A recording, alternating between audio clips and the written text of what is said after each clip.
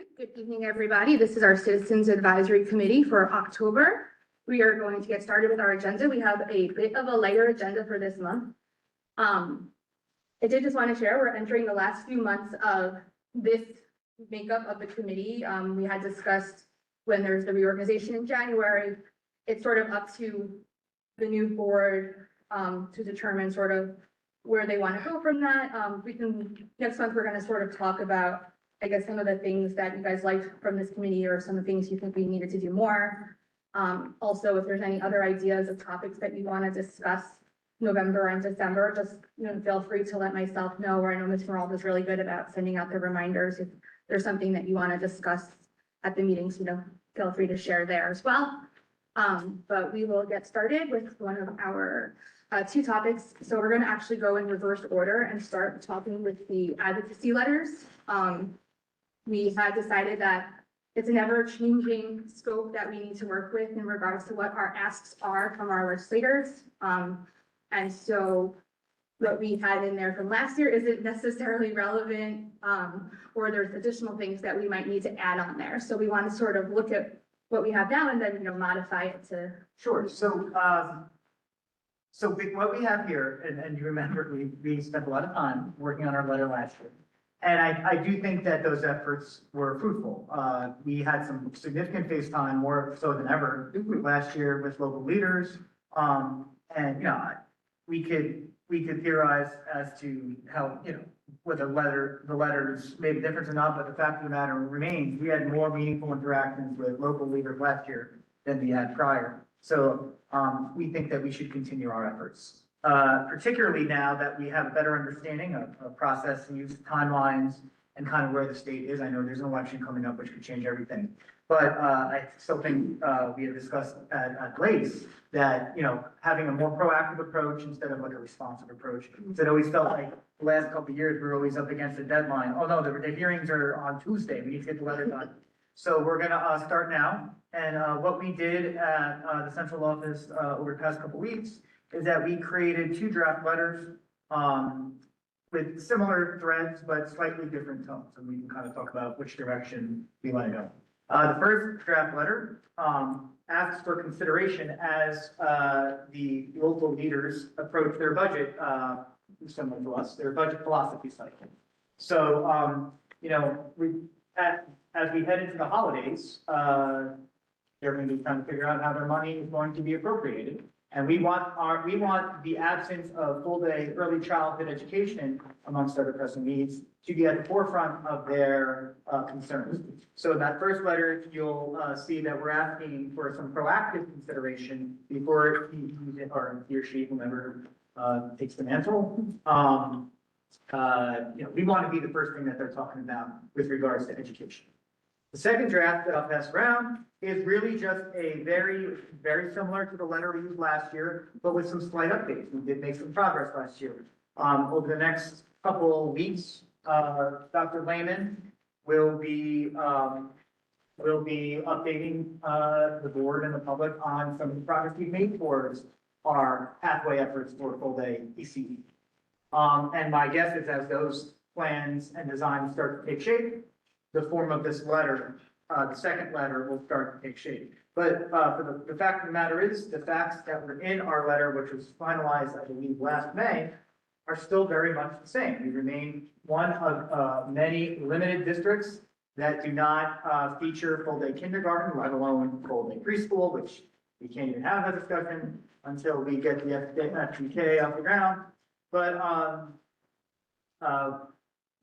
so that's where we're at. So what I would suggest, what I suppose we would do, and I know we're on a abbreviated time and probably not gonna be able to pick these letters apart this evening. It would be a great way to kind of get things started, particularly depending on how things go at our next meeting.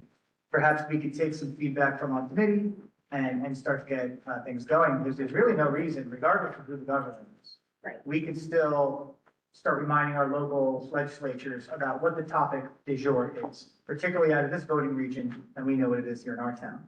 And the more absurd we can make this outlier here, the more we will be on the line. Right. So really quick, I would say for me, I think the two things that if we can get in this letter, which I know we had last year, but one with the graphics to show the, disparities over the years of what we've gotten versus other districts. So I think that's definitely helpful because some people are visual learners, including legislators or along those lines. I think the other two things that, Speaking of like the data table with the graph and everything. yeah. And that letter is still up there on the site, on the archive from last year's advocacy. Right, I think if we can have, we can have the archive letters so that people can see what we've sent in the past, but for what we're gonna send now, I think it's better for us to have everything streamlined onto one letter rather than having multiple things. People obviously can customize it if they choose to do so, but I think for us sort of to have that focus.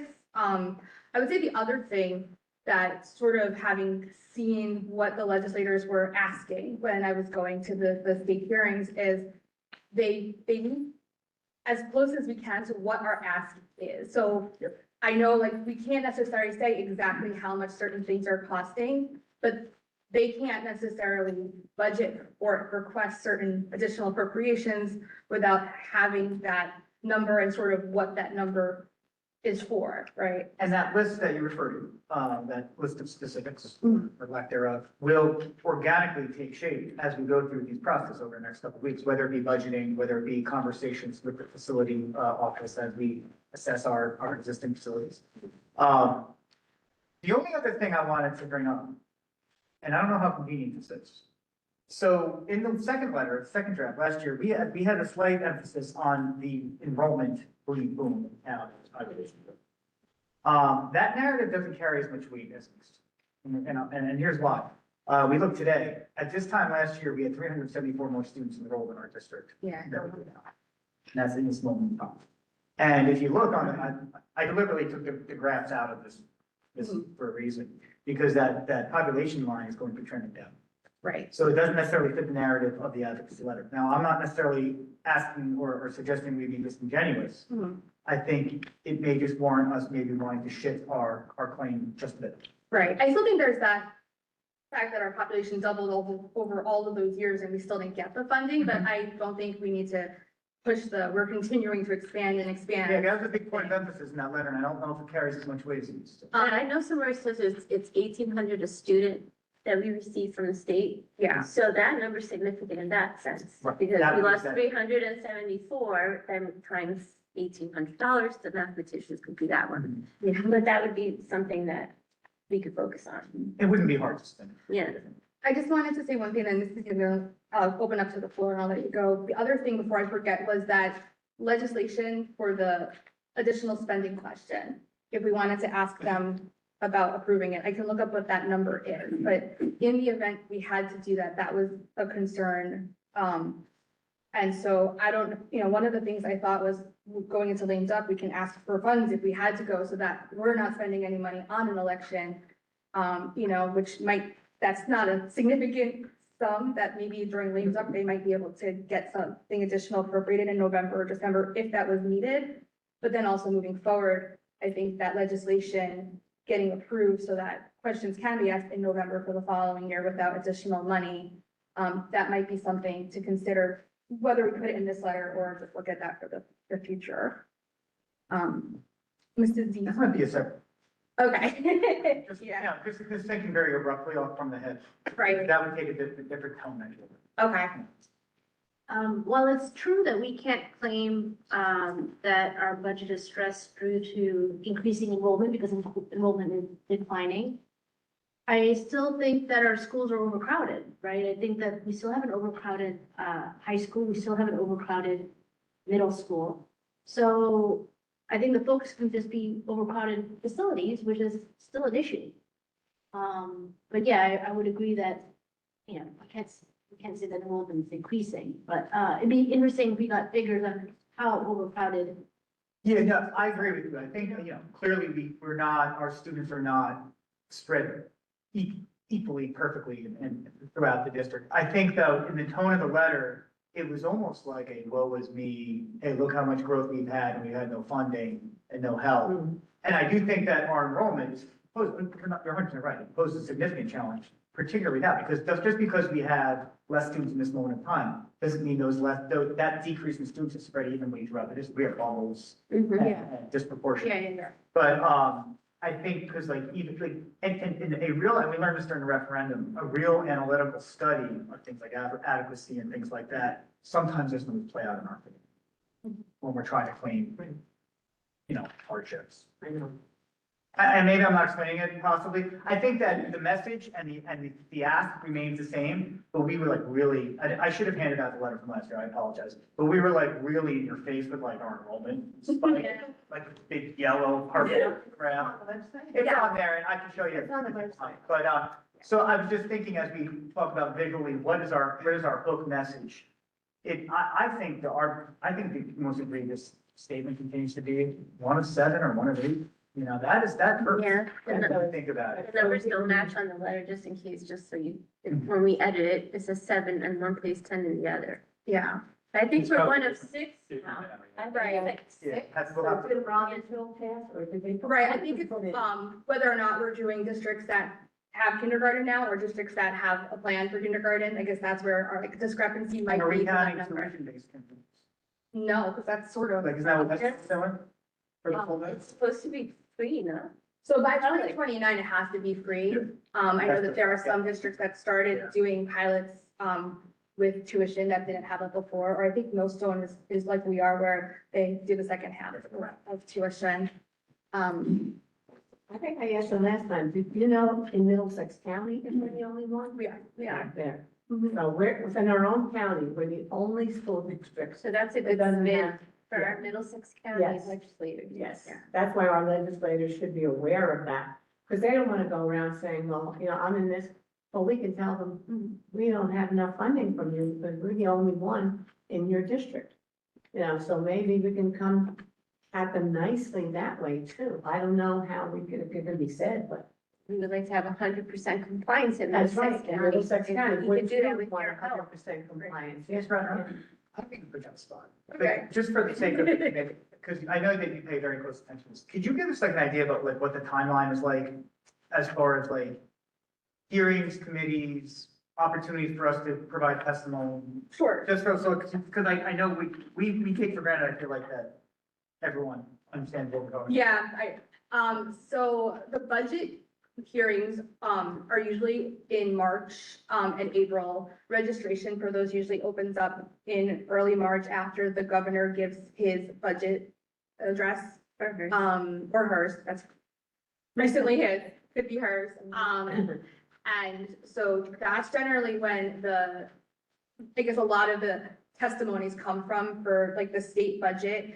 So usually there's the proposed budget from the governor, and then all of these different groups, whether it's residents or spokespeople for, different companies or nonprofits, will go and speak and say, I need this. And then the budget committee for the Senate or the Assembly can make additional appropriations. There's actually an appropriations bill that, I believe each legislator is allowed to sort of add 3 appropriations for something in their community. But then some of them also have more leeway if they're on the committees or things like that as well. And then they can also make requests to, I believe, like the governor to make, modifications, or like, I guess, his or her representatives.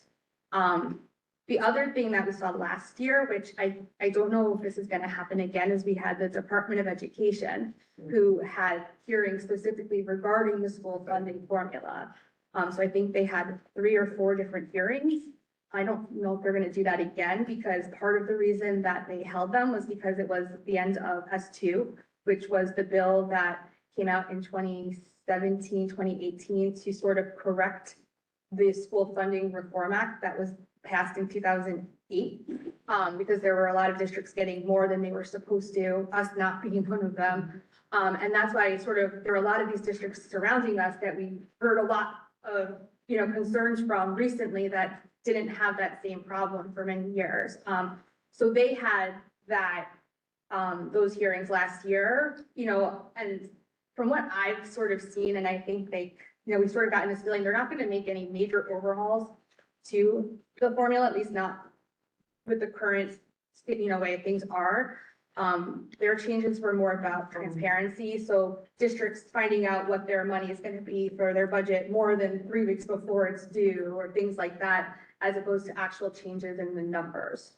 But, the other side of this, besides the budget, is that there's a legislative and like there's Assembly and Senate Education Committees. And they're constantly proposing different bills. Some, there's thousands of bills that have been proposed that never really see the light of day or, get passed. But there are times when these bills move forward, and lame duck being like that period after the election before the new representatives come in is that time when there's a lot of things passed. This was actually just brought up at our legislative meeting. So it's a good time for us to sort of push for legislation that might be beneficial for our district or education in New Jersey in general. I don't know when those Assembly and Senate Education Committee meetings are, but to your point, Mr. Aldo, that might be a good thing for us to look at, to whether it's going in to testify at those committees, if they allow guests, or writing letters to the committee chairs for certain bills, and for our own legislators to maybe sponsor bills that might help benefit our districts. I think last year we asked this committee to write letters, and we showed them how to get the letter on the website and send it if you couldn't make it. I went and spoke, and I think you went and spoke. Yeah. I went in towards the end of it, and it looked like, actually, there was 3 or 4 people up on the dais, and by the time I got up there was only 2 left. So I said, mine. Somebody must have to be someplace busy, because they couldn't even wait for me to get up there and say anything. And I even offered my services. I told them I'm retired, I'd come and help you. All the years that I have, I would come and tell you what is needed, because I could tell you what's needed here. And then all the districts in Middlesex County that last year got so many bad cuts. Well, we were very lucky. We didn't have any of those enormous cuts like East Brunswick and South Brunswick did. And we came pretty even, so we were very, very lucky. But we want more. And I have to tell you, Senator Greenstein has been up with us and giving us some money here and there. She'll allocate here, allocate there. We've got to go to Senator D'Angelo, or if he's a committee, what's he? Assemblyman. Assemblywoman Assemblyman, yeah, McCoy. We have to go to other people. How we can find out if they're on that committee. Right, so it's online. I think we can check to see if they're on those committees. But I also think what would be helpful is to find out what other districts are in similar situations, because one of the things we're always told is you have to have strength in numbers to pass legislation, right? So if it's just our representatives, they can sponsor it, but they need co-sponsors and they need people who are going to support it. And, we can certainly look to see what other districts have suffered for years for funding. I think what would also be very helpful, because I understand this to an extent, but I'm sure that there is someone who understands it far better than I, is exactly how the formula penalizes our school district because of our higher senior citizen percentage. Because I know it's something to do with the local fair share and determining our wealth, because not all of our wealth is necessarily given into where it looks like it would in the calculation. But I claim to be many things, but like a strong math person is not one of them. And I don't know if there's a legislator or someone who's really good with with that type of finance that might be able to really determine like how much have we not gotten, because that's really where the equalization aid has come from, the lack of, because they're saying we have this much local wealth, but we really don't. But we can't really. Some of the community tried to do that a couple of years ago, but then if I recall, when they visited, when our local legislators visited with us, they basically told us, we need to make that permanent. Right. They said we're getting what we should. They're not gonna change. We're like funding an for me. 8. What are we rated? In terms of wealth, like there's rated Well, I think we A, were FG. F, G, That's right? cheap after. Yeah. Yeah. And I agree with One of the wealthiest. It's have a lot to do with it too. I'm sure I don't know the answer, Dr. Newman, or even you. Did they create a funding formula for preschool? A separate one? I thought that was something that they did to dole out the money somehow. They have additional aid that's separate from the Right. state annual aid. But I don't know how they calculate how much each district is getting. Because I for would that. say we should advocate to add the kindergarten part to that funding formula, preschool, because that might help us. in a different way to get Yeah, more we've been money. giving out a lot of grant awards Yeah. for Yeah. getting the pre-K programs up off the ground. Mhm, And, to a certain extent, maintaining those programs. mhm. But I'm not aware of a specific targeted formula. Formula. And sadly, many of those grants, not having full day kindergarten is the first disqualifier. Yeah. Yeah, we're disqualified because we don't have full day kindergarten for those grants. But if they could lump those together for those of us remaining, that might be helpful. The other thing is, just to help us, help the community. You had mentioned that the website was a nice way to get people, so right now, since our last meeting, what we did was we took the old advocacy website and we made it a sub-tab on the MTSD advocacy website. So, and I don't have it up there, but there's even, we were able to dig up some information from 2017-18 from when previous administrations had been fighting for fair funding. So we're starting to create a historical record of our advocacy efforts. Right now, if you go on our advocacy website, on the district site, it's just blank. It has our banner and our contact information, but there's nothing on there. And then what I would like to do, mainly another thing that the committee can do after maybe picking apart those letters, would be to help us construct or give us some feedback on how we can construct a very user-friendly website. We know we can do the forms that push out form letters to legislators. We know we can download the form, so that we know we can do. But if there's anything else you think we can do, not just to help advocate, but also help communicate, and fight to the population, that would be very helpful, because the easiest thing to do is send out our and say, go to link everything you use there, rather than us having to contextualize everything with why we're sending out the link and everything like that. We're gonna try to get better at being more concise with our messaging as well. I think the other thing, maybe we can add to the letter, with full day kindergarten being required, is talking about the unfunded mandate. Because that's a term that makes legislators a little bit nervous, right? So they never want to have, for putting out there an unfunded mandate, but really that's sort of what they're asking for right now. And so, I think if we can sort of give them an approximate number, because I know we can't give like exacts, right? And just, say like, in order for us to do what the legislation passed are, because we all support full day kindergarten, and it's not a matter of people who don't want it. In order for this to not be an unfunded mandate, this is what we need to happen. And because I think the more we can ask for with, that we're going to use, obviously, that money is going to go somewhere else if it doesn't come to us. So we might as well try to advocate for that to come to us, because it helps the school district, it helps our taxpayers. So I think that's probably another angle to take. On draft A, I think the third paragraph down, which you highlighted in purple, that has to go in there somewhere. State investments in districts like ours and not only advance educational equity. They need to know that everybody's got to be together in this state in order to give every child the right education. So that's something I think has to stay. That's up to me. I'm just saying right now. I didn't mean to interrupt. I know somebody had something to say. I was going to say more to those 2 points. I think it's very effective. It's not just throwing the problems in the letters, but also the solutions, right? And with the understanding that we don't want to limit ourselves with a specific allocation of funding. You don't want to ask for 50 when it's very possible for them to give you 80, for example, right? But I think some sort of financial analysis or budgetary analysis is necessary as to where the exact pitfalls lie and what is going to remedy those pitfalls. And when we're talking about the formula, if there are potential revisions to the formula, I think it puts some of the legwork on us, as a collective, obviously, but if we want them to amend the formula for specific districts under specific characterizations or specific demographics or populations or whatnot, whatever that category might be, we need to address that category and then give them a revised formula. Because let's be honest, no one wants to do the work.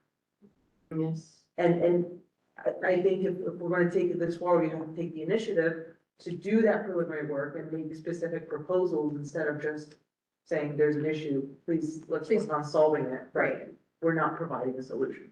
that was similar to what you had mentioned before, the feedback that we had received from our legislators. Give us specifics. Right. Which is not always easy to do within the timeline, but, you know, that's, we did try to do that a couple versions ago. Right. And then we were able to resolve some of those through the rod grant and Right. things like that. And it was almost like a shopping list, but, you know, my guess is that as we get into appropriation season, we'll probably be doing something similar to that with, and by then, I imagine we'll be able to zero in on some specific needs. But I agree with you. I wish we could say, hey, just make this point, funding. There've been community members that have tried. And I don't remember where that all went, Right. but, you know, I just remember having a feeling of like, they could say, you could try, but, you know. Yes. It is what That is the feeling that we get here. But we have had some success, measured success with the appropriations. Right. So, you know, again, that's a plan C, I guess, but it's hard because it's gonna be a lame duck session, but if this wasn't, what I probably would be recommending is like, let's get on their radar now. Yeah. You know, because they're probably thinking about budget philosophy, how much are we gonna give towards education and for what, what's the sex and political topic of the time? And we might have had an opportunity there Right. to get on board with that, but I just think timing, unfortunately, I don't think it's gonna be relevant. And I think that one thing we were told, and I know, you know, I've spoken with Dr. Lehman about this before, is, we can't necessarily use money, like, we have to know what the money's for, and we can't use it after a certain period of time. But I think if we, you know, sort of talk to our legislators and say, like, this is our situation, this is approximately what we think we will need in order to fund full-day kindergarten. However, if you can help us by making it, you know, for purposes of early childhood education or something, which is like a more vague overhead that we could sort of potentially use for other needs besides those exact specific things that are listed, that might help us so that we aren't necessarily limiting what we can do with those funds. But I do think they also, like, you know, Senator said, like, they need to see sort of like what it's for, and say, like, our district's been asking for this for how many years? It's gonna be mandatory. We wanna do this the right way. Here's how you can help us. So.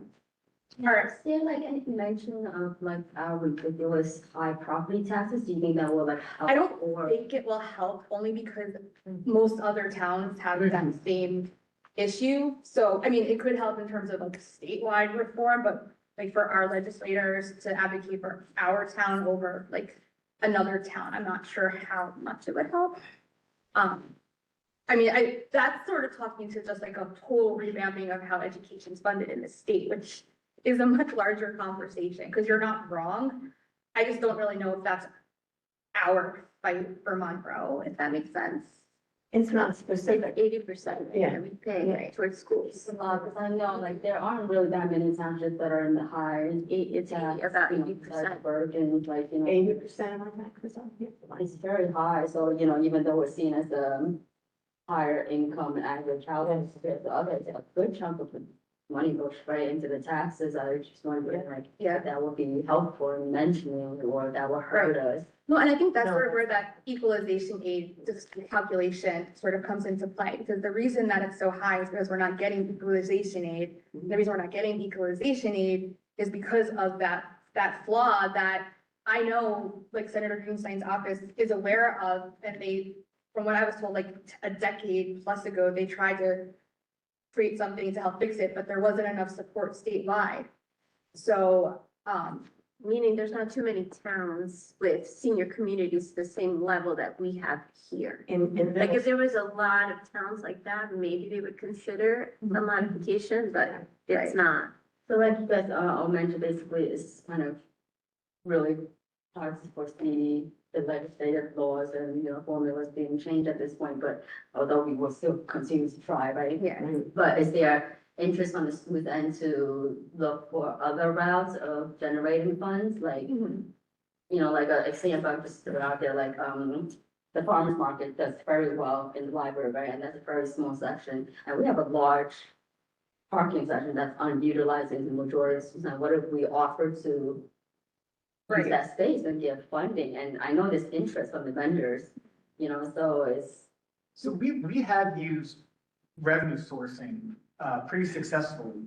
But where that revenue has been sourced, traditionally has been into programs.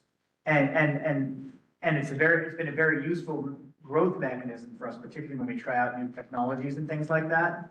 Mainly because the revenues that we generate through like initiatives like summer programs, even like sponsorships that we sell. While we can generate some considerable revenue, they generally don't move the needle on capital projects. But what they do help is things like curricular growth. And we talked about that at curriculum meeting and allowing us to send staff out to get trained. Now that will trickle into operating budget because every time we ask for something new, usually we don't ask for a budgetary increase. And then if the program is sustainable, we try to find ways to embed it through nutrition and things like that. Initially, when we started the advertising initiative years ago, the thought would be to create sustainable, lucrative revenue streams. But when you think about our inventory for signage, there's 80 panels at the high school field right there. So that's $80,000 if you sell out for a year. It's not going to put full-day kindergarten into the district, but what it can do is allow us to purchase new restroom mats, which otherwise would have taken up a huge line in the budget item. It can allow us to send staff out for training for a new medical initiative. And what'll be interesting though, to your point, was what the state had originally suggested was for deficient districts would be a private-public partnership for facilitating early childhood education, where I think, depending on how things go the next couple of years, could be a viable option to help offset some of those costs. But, you know, general fundraising and things like that, it is helpful. I just don't know if it solves our capital. Right, the year-over-year expenses as opposed to like the. That kind of brings back to what I said earlier at curriculum committee regarding the summer advancement program. We did very well this year, and it helped us bring some new things to the district, but I'd be very nervous to count on that indefinitely if there's a recession year, or what if there's a COVID year and we can't do anything? That money stuck a bit, right? Don't say that word again. I know, I would be concerned about pitching our cart to a revenue model, but I don't know if I can guarantee. Robin? Yes, I'm wondering, back to the letters, I just thought of this. If we're going to, draft a new letter for this year for the Budget Appropriations Committee, and we want to put more in it about what we really need for the kindergarten and the early preschool, what would be on our wish list? Like, what do we need to make this happen? So I'll give you I guess the most significant move the needle issues, hurdles, like it's more like a hurdle. Staffing, so that's a year-over-year expense. So even if we get a one-time appropriation and we were to utilize that to pay for staffing for this year, for next year, right? We still need to, the following year, find and fill that gap, right? So year-over-year adjustment to cover staffing, right? The other piece would be in a longer term look, what facilities additions do we need to be able to optimize our rollout of the buildings that K would impact? Because we can roll it out next year, but we still have a classroom in the media center, a classroom in the back of the stage that prevents us from utilizing the stage as a stage environment. So what do we need to do capital-wise to reset those? Those are the barriers. A curricular piece, 70% of our kids are already here. So 30% addition to our curricular piece, again, is not gonna move that needle in terms of it's gonna happen or it's not gonna happen. That is something we can embed in a budget, because every year we fluctuate with what curriculum we pick up. We're on a cycle. Some years are a little heavier than others. We adjust for that. But once we get the facilities in place and the staffing in place, the facilities are the one-time large expense to make the building fit, right? And the staffing is the year-over-year appropriation that we need to either absorb, partially absorb, and or add on to. Those are the two hurdles. The curricular piece doesn't worry me, it doesn't keep me up at night. The staffing piece does keep me up a little bit, and then in the long term, 100%, the building adjustment is a nugget that we've tried to address for 7 or 8 years going, that I've been a part of, that we haven't been able to even come over on that early. So, different approaches and things like that. That, that's kind of like those are the big picture hurdles for us. Again, the curriculum stuff doesn't keep me up, the curricular resources, pens, pencils, that's not the issue for us. The issue is 6 staff members, 8 staff members, whatever that looks like, 10 staff members. And that's year over year, and then the facility adjustment. All right, so should have known we weren't gonna have a short meeting. We can kick mine to the next meeting, it's totally fine. Okay. Yep. That's fine then, yeah. What I would love, I'm gonna go back to my teacher days and give you guys all an assignment, is, if you can look this over and, I know we did this last year, I guess it was technically this year. Just send any revisions you have, you can send them to me, send them to Mr. Meralda, the response from his email. I don't want this to take too long because honestly, I would love for us to be able to send this to our current legislators as they're going into lame duck, if there's anything they can do. It'd be great to So, get the site updated by Thanksgiving too. Right. So like, we'll But- finalize it at the next meeting and have it out before Thanksgiving, like you said, and then they have December to make those changes. And any suggestions for the website, would be great. And then as we, any of the work we do will populate, like, as you guys testify and stuff like that, we'll pop those videos up there. Great, Okay. we're, Thank you. Possible to get Word versions of these? Yeah. You know what I'll do? I'll put it up there as Word docs for you guys, and then I'll probably end up putting all your edits into a shared doc. All right? Thank you. all right, we're gonna turn off. Thank you, everybody, for joining us today. Thank you for coming.